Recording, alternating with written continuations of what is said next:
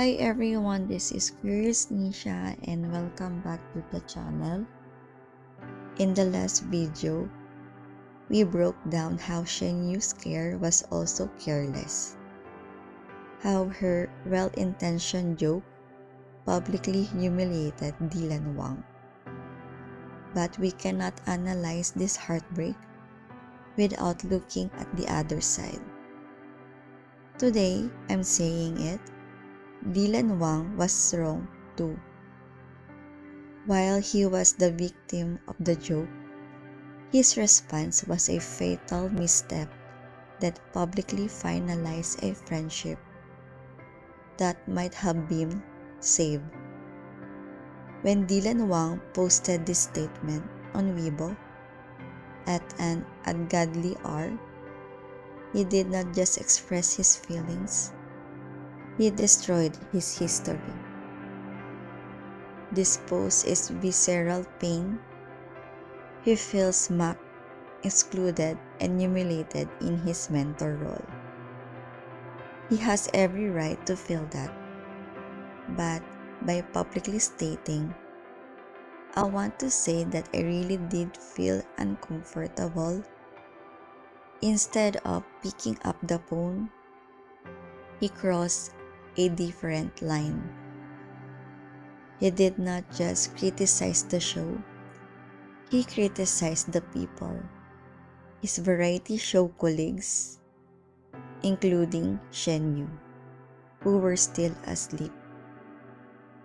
When that post went live, he made a decision.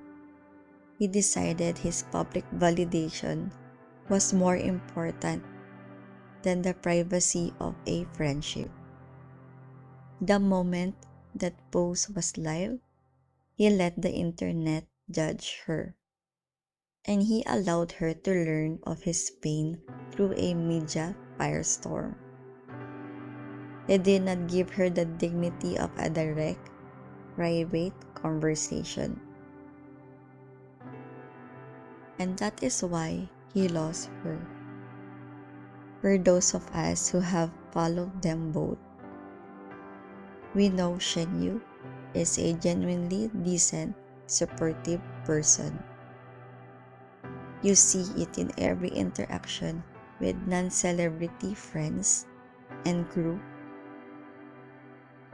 She did not intentionally mock him, she misread their closeness, as we discussed in the last video. When Dylan Wang publicly validated the fans' criticisms of her, he was not correcting a wrong, he was amplifying a judgment.